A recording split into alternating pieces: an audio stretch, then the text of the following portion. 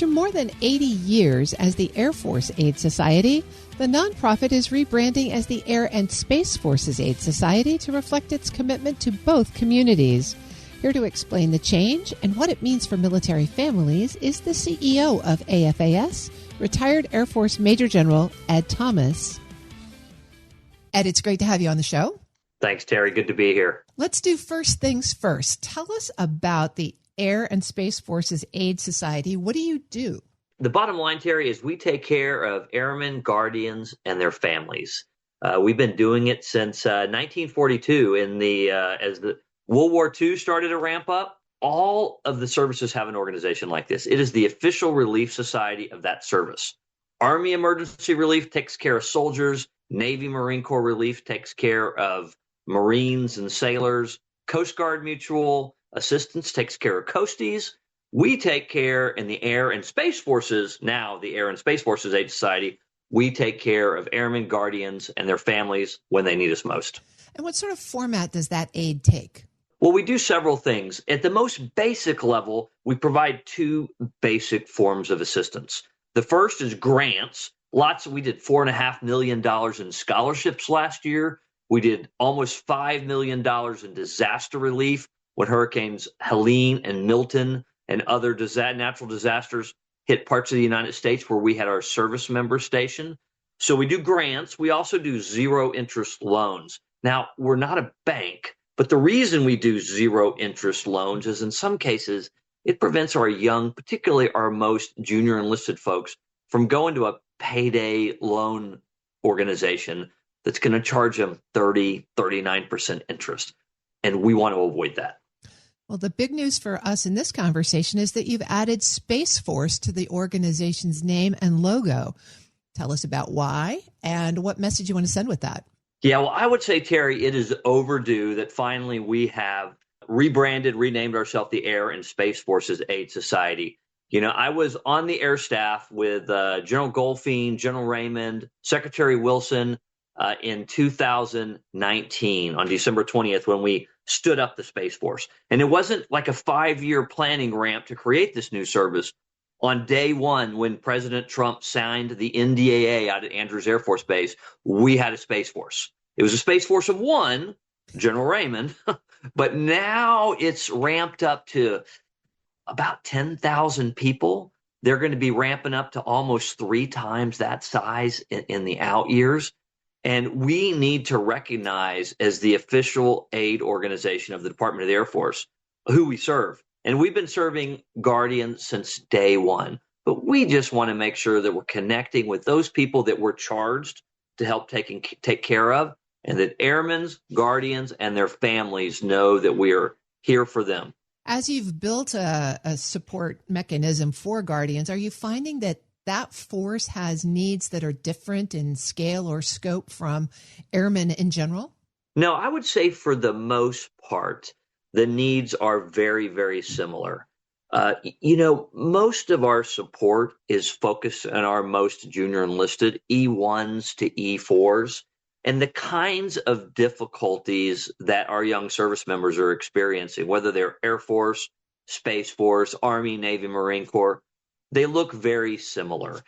It's simple things like not having any savings in their account when a financial crisis hits. Their Hyundai Santa Fe, they lose their engine on their 8-year-old car. Very expensive to fix, maybe one car for a family, and they just don't have the financial reserves. That's where we come in, help them get them back on their feet. Hopefully they'll never need us again, but we want to be there for these families, Space Force, Air Force, when they need us. Is there something about this group of service members that you think most Americans don't understand? You've just mentioned some real significant financial challenges. Yeah, Terry, thanks. I think there's several things, but I used to work for the chairman of the Joint Chiefs, Martin Dempsey, General Dempsey, one of my favorite people in the world. And he would very often say, our people are called to lead uncommon lives.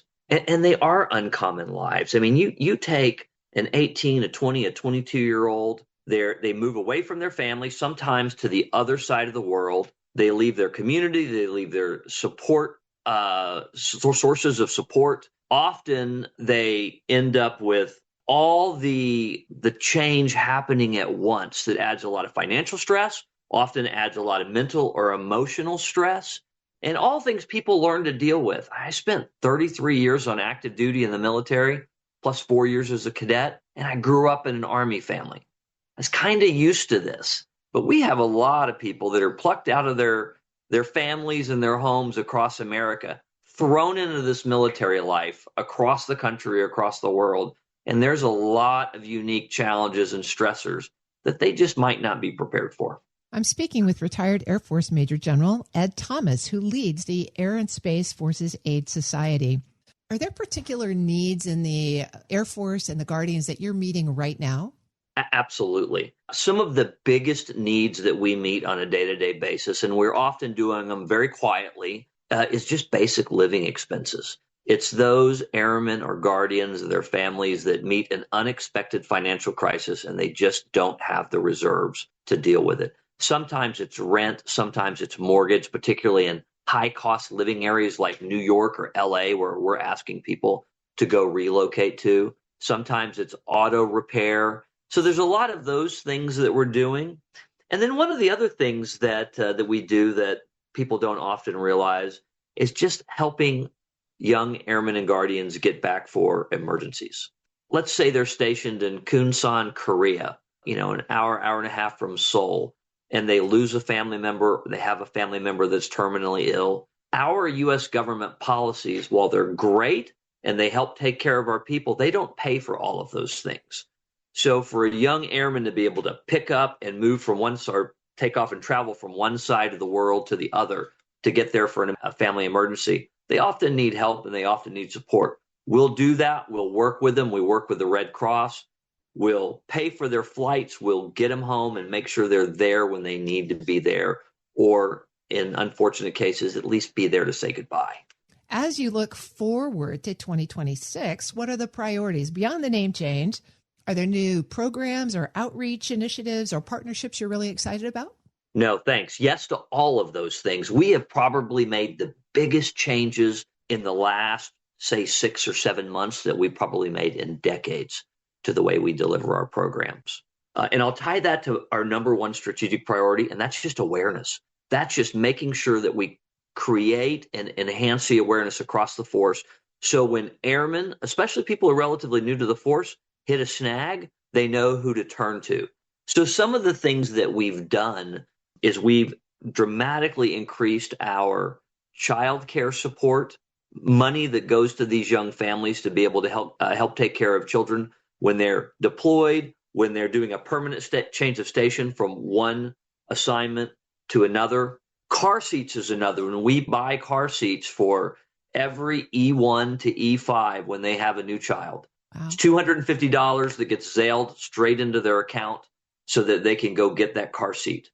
We also just finished a program called Home for the Holidays, where we just spent more than $250,000 getting young single airmen from their location back to home to spend it with family and loved ones over the holidays. So that travel program is one of the things that we're really proud of. And we want to make sure that we can reunite our service members with their families, particularly at times like this.